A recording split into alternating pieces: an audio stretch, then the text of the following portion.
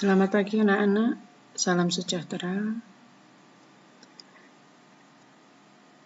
Pada hari ini marilah kita bersama-sama untuk belajar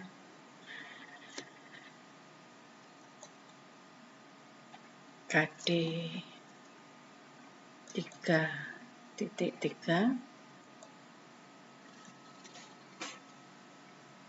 yaitu mengilustrasikan berbagai teori tentang proses masuknya agama dan budaya Hindu, Buddha, serta pengaruhnya terhadap kehidupan masyarakat Indonesia. KD 4.3 mengolah informasi tentang berbagai teori masuknya agama dan kebudayaan Hindu-Buddha serta pengaruhnya terhadap kehidupan masyarakat Indonesia. Nah, pada kali ini kita belajar tentang pengaruh Hindu-Buddha di Indonesia. Nah, tujuan pembelajaran kita yaitu siswa dapat memahami teori tentang proses masuknya agama Hindu-Buddha di Nusantara. Kemudian tujuan yang kedua, siswa dapat mengidentifikasi kerajaan-kerajaan Hindu-Buddha di Nusantara. Tujuan yang ketiga adalah siswa dapat menganalisis kehidupan sosial masyarakat pada zaman Hindu-Buddha di Nusantara. Dan yang keempat, siswa dapat mengidentifikasi bukti-bukti pengaruh Hindu-Buddha yang masih ada sampai saat ini.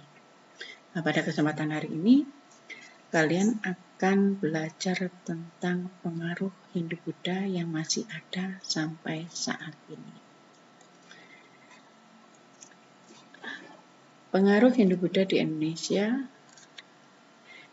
kita kelompokkan menjadi 5 bidang, yaitu yang pertama bidang agama, yang kedua bidang politik dan pemerintahan, yang ketiga adalah bidang arsitektur, dan keempat ada bahasa sastra, kelima pendidikan. Mari kita pelajari satu persatu.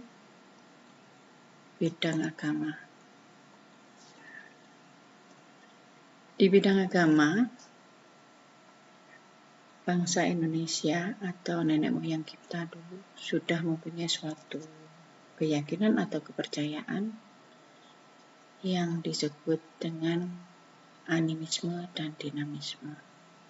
Artinya pada saat itu nenek moyang kita sudah mengenal akan kekuatan di luar kekuatan diri manusia. Kekuatan yang sangat besar sekali.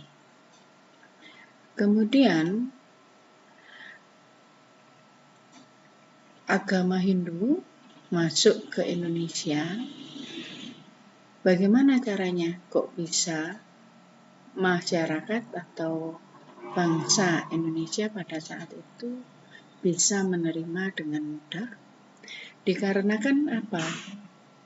Dikarenakan bahwa ada kesamaan antara keyakinan animisme dan dinamisme dengan ajaran yang ada di Hindu-Buddha. Keyakinan yang mana ini? Keyakinan bahwa di dalam kepercayaan animisme dan dinamisme itu nenek moyang kita percaya adanya leluhur. Nah, di sana dia membuat tempat dari batu sebagai pemujaan terhadap leluhur. Kemudian di ajaran agama Hindu ada kepercayaan atau ajaran mengenai penghormatan terhadap leluhur. Nah, adanya kesamaan inilah yang menjadikan bahwa agama Hindu itu sangat mudah sekali untuk dipelajari dan diterima oleh masyarakat Nusantara, yaitu masyarakat Indonesia. Nah, sampai sekarang pengaruh itu masih ada. Nah, ini di dalam ajaran agama Hindu, di sini ada persembahan yang dinamakan dengan banten. Nah, banten di sini ini sebagai bukti rasa syukur kita terhadap anugerah yang diberikan Tuhan terhadap manusia. Di Buddha juga semacam itu. Nah, di sini juga ada tentang persembahan. Nah, persembahan ini bukan sebagai makanan daripada leluhur, tidak. Di sini adalah sebagai ucapan terima kasih kita terhadap Tuhan. Ini bukti pengaruh ajaran agama Hindu sampai sekarang masih ada. Ini di bidang agama.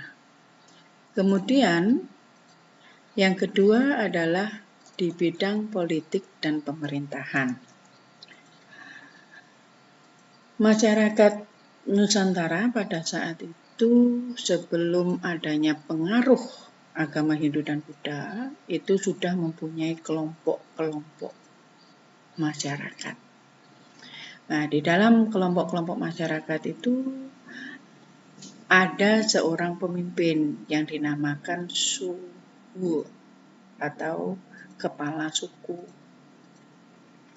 Nah, kepala suku inilah yang memimpin masyarakat pada saat sebelum pengaruh Hindu-Buddha masuk. Kemudian, setelah adanya pengaruh Hindu-Buddha masuk, kelompok-kelompok masyarakat ini tadi membentuk satu wilayah yang dipimpin oleh seorang raja. Nah, raja ini yang mempunyai kekuasaan terhadap wilayah tersebut, yang mengatur kehidupan masyarakat di sana. Karena dia mempunyai kekuasaan, dia ingin mengembangkan kekuasaannya, akhirnya dia melebarkan sayap kekuasaannya ke daerah lain. Begitu seterusnya sampai membentuk suatu kerajaan yang besar. Nah, contohnya yaitu Kerajaan Kutai, Kerajaan Tarumanegara, Kerajaan Sriwijaya, dan kerajaan-kerajaan Hindu yang lainnya. Nah, dengan adanya sistem kerajaan inilah, maka terbentuklah suatu struktur pemerintahan. Struktur pemerintahan yang berbentuk struktur pemerintahan kerajaan. Ini, pengaruh ini sampai sekarang ada. Hanya bedanya tidak menggunakan sistem kerajaan lagi, tetapi menggunakan sistem pemerintahan. Lanjut. Pengaruh arsitektur. Nah, kita lihat apa pengaruh arsitekturnya. Sebelum pengaruh Hindu-Buddha masuk ke Indonesia, di wilayah Nusantara ini, nenek moyang kita itu sudah mempunyai pemikiran tentang bangunan. Namun pemikirannya masih sangat sederhana sekali. Nah, dia di dalam membuat tempat peristirahatan terakhir nenek moyangnya sebagai tempat pemujaannya, dia membuat punden berundak.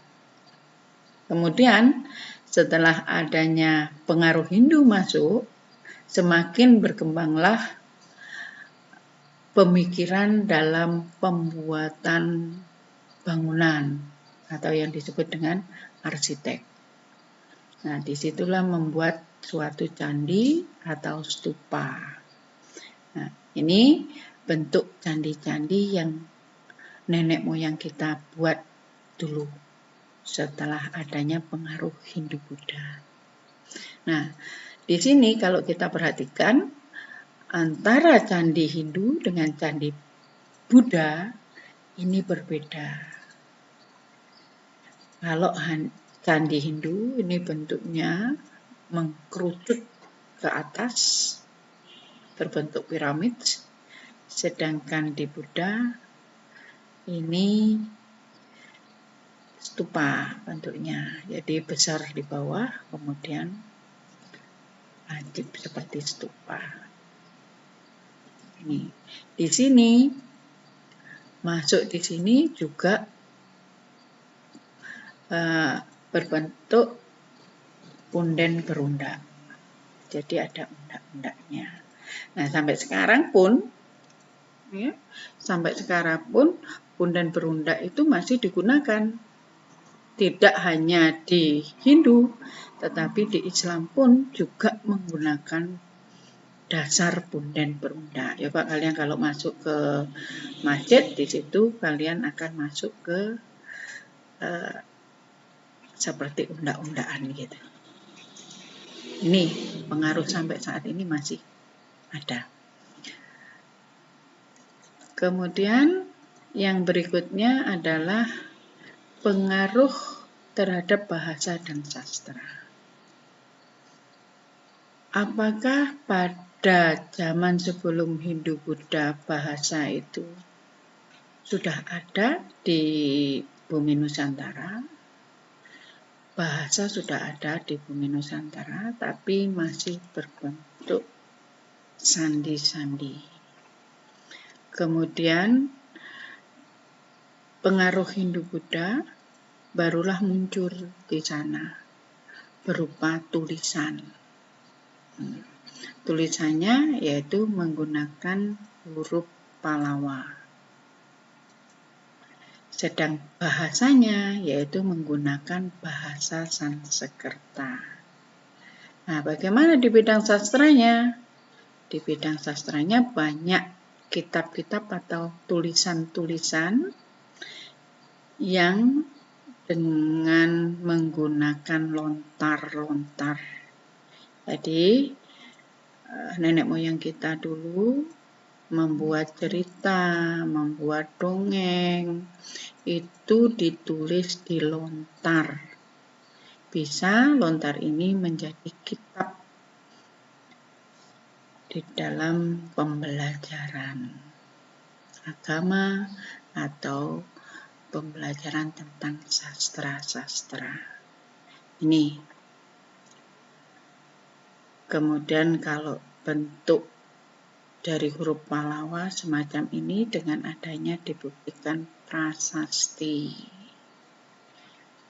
Nah, ini bentuk atau bukti peninggalan pada masa Hindu-Buddha. Lanjutkan. Di bidang pendidikan. Pengaruh Hindu ke Indonesia di bidang pendidikan yaitu munculnya ashram-ashram. Ashram itu adalah tempat orang-orang untuk belajar, baik itu belajar kerohanian maupun belajar menjalankan kehidupan ini. Ini contohnya, ada yang belajar menulis, ada yang belajar bekerja, ya. Ini bukti daripada ashram itu sendiri. Nah, di dalam ashram itu, di sana seorang guru mengajari kepada cantrik-cantriknya atau kepada siswanya tentang ilmu kerohanian, tentang ilmu kemasyarakatan, ya. Ini diajari, ya, seperti contoh ini. Nah, jadi pada saat ini dari materi yang Ibu sampaikan tadi, kesimpulannya adalah pengaruh Hindu-Buddha sangat kuat tertanam dalam kehidupan masyarakat Nusantara.